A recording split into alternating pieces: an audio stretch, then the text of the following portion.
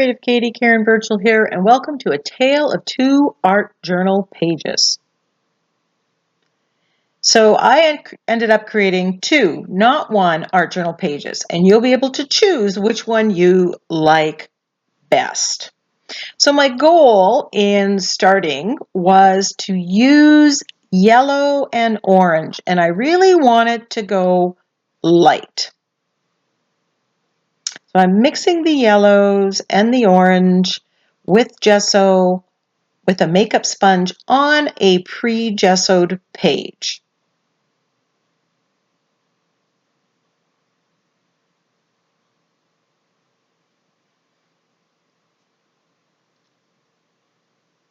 Using yellow and orange, this is not necessarily my comfort zone. That's why I'm forcing myself to try to do it, to make it work. All part of my challenge of 2020. If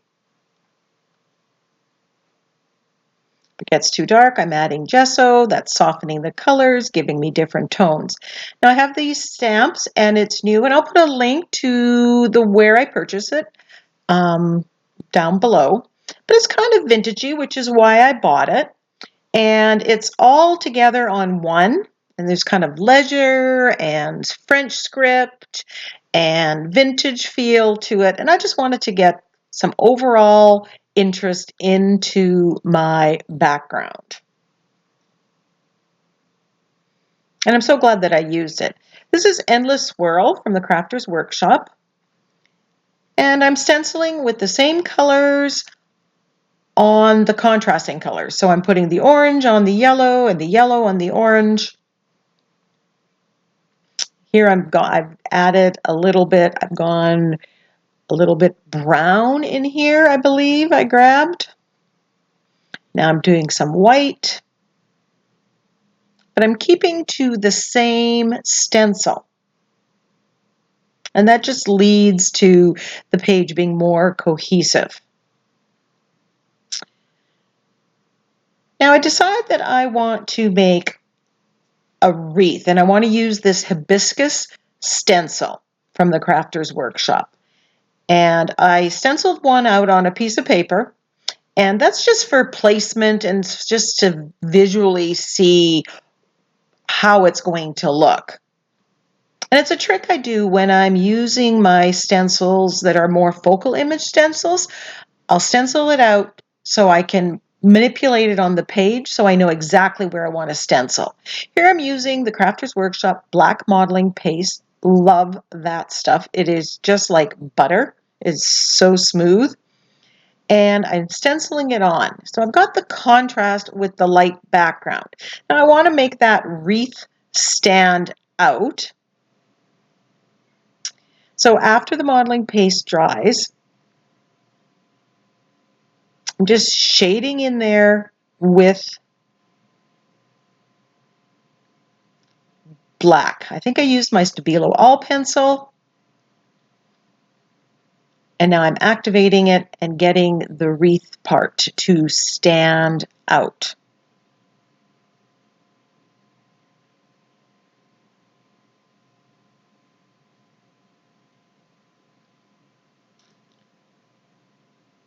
And that's just black paint in that container. I come back with the black paint and I want to add more. And the black paint acrylic with the floating acrylic technique will be permanent, where this Stabilo All pencil will not.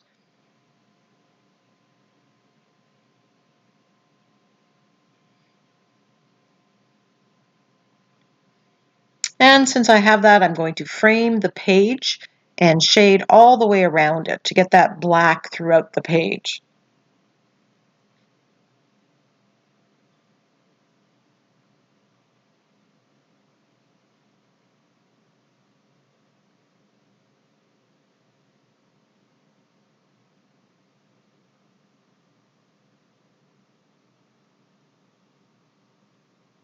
As I'm going around here and shading this, I'm thinking that something is missing. Somehow it's not quite working. But as I look at it now, I'm thinking, I'm pretty much done. And maybe that's what fooled me into thinking, it didn't take forever, so maybe I can't be done. So a better plan would have been to stop right here and let it sit for a while. But I thought, okay, the hydrangea, I want to make it come out a little bit more. So I'm taking paint and I'm painting in there just to make the hydrangea, the background get pushed back and the hydrangea come forward. So I'm using watered down paint and I'm painting in and amongst the modeling paste. And I think I should have left it with the orange. Here now I've introduced this burgundy color, which is nowhere else on the page. And I've often said that when you've introduced a color to one part of the page, it needs to show up somewhere else. So I'm thinking it needed to be in the background somewhere. I love making videos because you can always go back and you can identify where you may have gone wrong.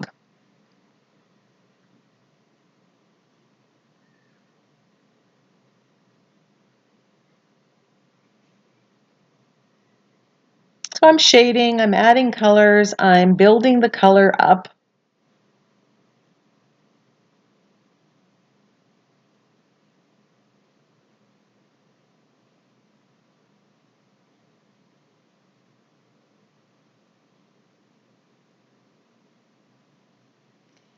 And I wasn't happy. But now looking back, I wish I had stopped here. Maybe just done some splattering with that magenta color. But of course I didn't because I thought, okay, I need to introduce some of that dark color into the background. And oh, I did not like this. I have to be honest.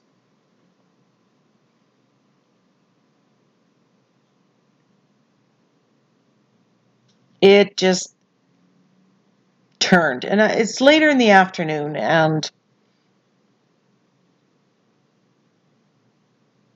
well, keep watching. Now, some of you might be saying, oh, but Karen, I love that. And, parts of it I like too. It just wasn't matching up with the picture I had in my head. Adding the white, I thought, okay, I'm going to push that dark color back, make it not so prominent. And I liked that look.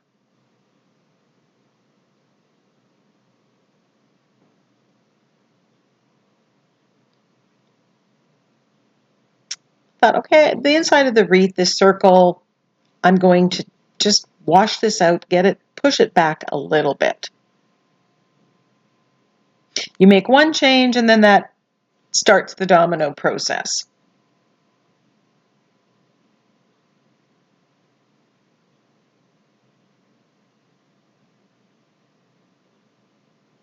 And as you can see, I'm putting it on, I'm taking it off with the baby wipe.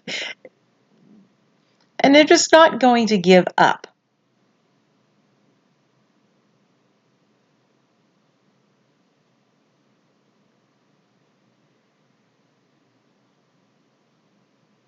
Adding a little more neutralizing color in here.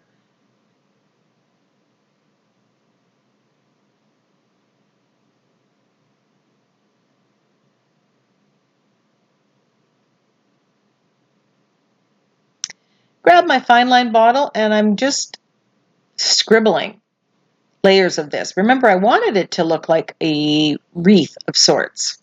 So I don't want this too terribly precise. Then I decide to edge it with the fine line bottle.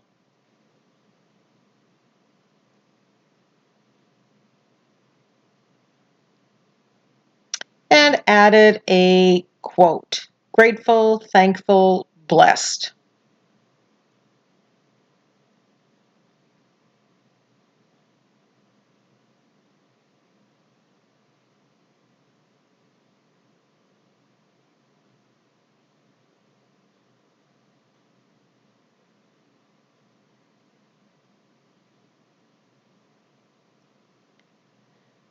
Using liquid matte medium to glue that down.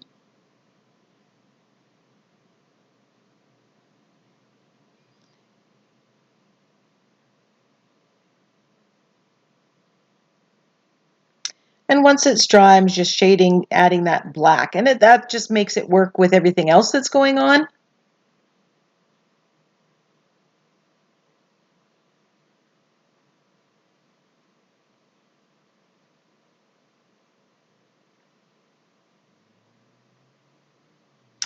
Taking off the tape, and I am done. So there is the finished page. And it was okay, but it wasn't where I wanted to go. So I thought, you know what? I'm going to try again. Now I know where I made the mistake, so take two. And this one I've really sped up. So again, I have the gessoed page, and I'm starting with the orange and the yellow and the gesso and a little bit of brown.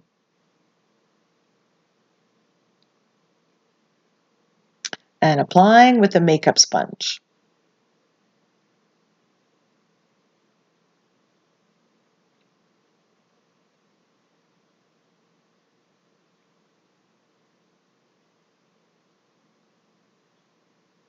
Now, instead of painting afterwards, I'm introducing the color where that hibiscus is going to go. I'm going to put it underneath.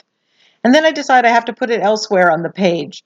So that magenta color foiled me again, because when I added that, the tone of the page changed.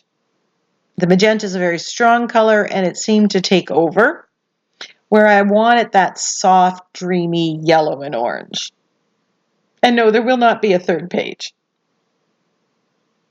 But I felt like I'm going to show you both pages, because basically I'm using the same stencils, the same basic composition, and I'm getting it in two different ways, just to show you that there's lots of ways of getting a similar page, and there's lots of variations that you can turn.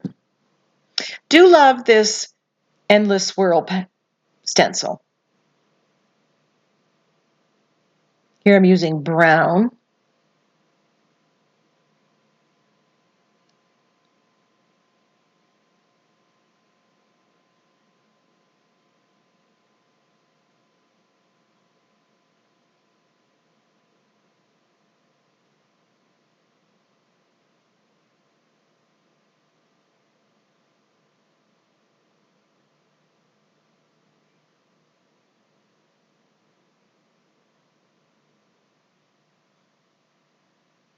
Should have added the white. That might have given me the lightness.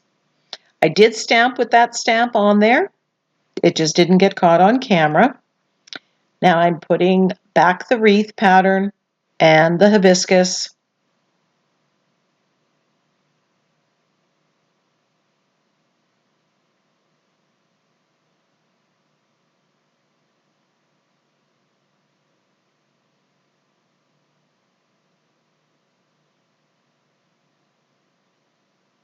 Just removing the Stabilo all pencil that was white.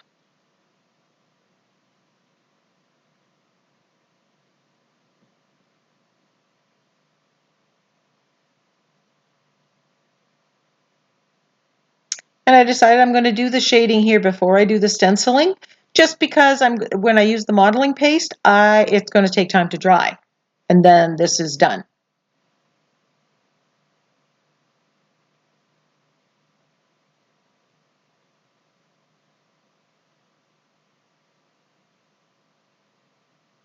So have you ever done a page where it doesn't match what's in your head?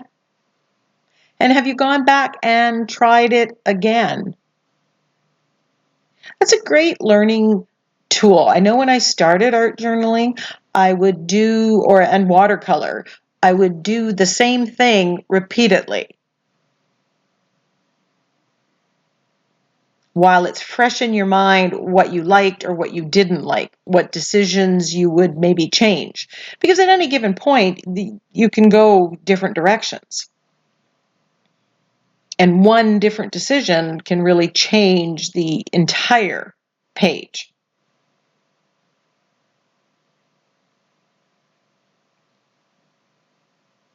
But it's all part of the learning process, and don't be afraid to do that.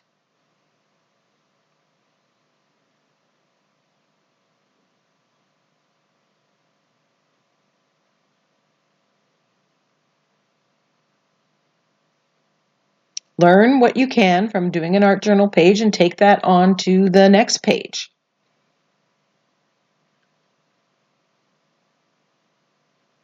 Here I wanted this to be a little bit more random, a little bit more fuller.